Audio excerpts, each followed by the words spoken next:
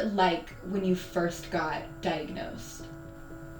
I obviously wasn't that shocked considering my habits that I was having. It just took a little while to sink in because it's obviously a disorder that a lot of people know of, but it's not really something that people take the time to research. All these symptoms I was having throughout the years, it was sort of starting to make sense. Did you know what OCD was when you were diagnosed? I knew that my dad had it and I knew it was genetic. I definitely had no clue since I was so young. Does your OCD only affect you at home, or does it affect you at school and in your everyday life?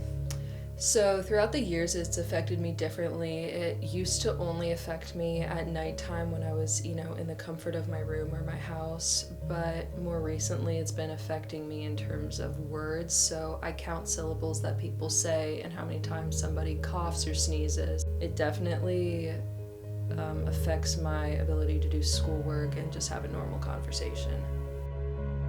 You said that you felt out of control with your OCD and that it made you feel like you didn't have control over your emotions or actions. How did you cope with that? It was no use trying to go to sleep at that moment, considering it was basically the morning already, and I couldn't tell myself no. It was just almost impossible. It wasn't really a thought in my mind.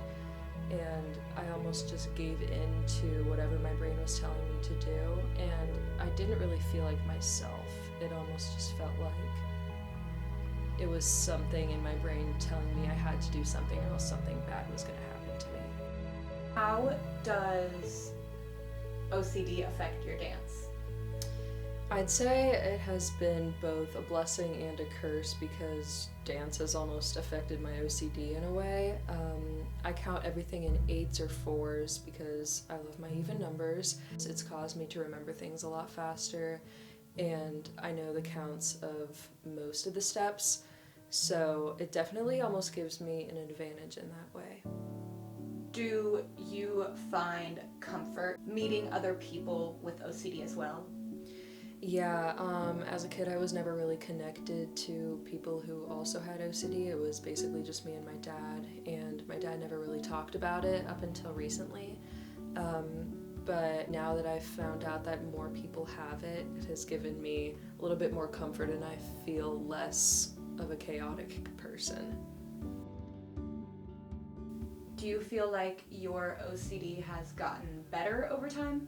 Ever since I started taking medication for it, it has gotten a lot better, and I feel like with time and age and maturity, you're able to tell yourself no a lot better, and I can make myself do things that I wasn't able to do before. I'd take OCD as something that is basically a part of me now, and I can just tell really interesting stories about it. I feel like OCD has sort of made me myself in a way and has given me a bit more of an identity of who I am, and I'm not going to try to take it away from myself. And I like to educate people on it, and I'm more than happy to do that in the future. If you could say one thing to people who don't really understand OCD, what would you say?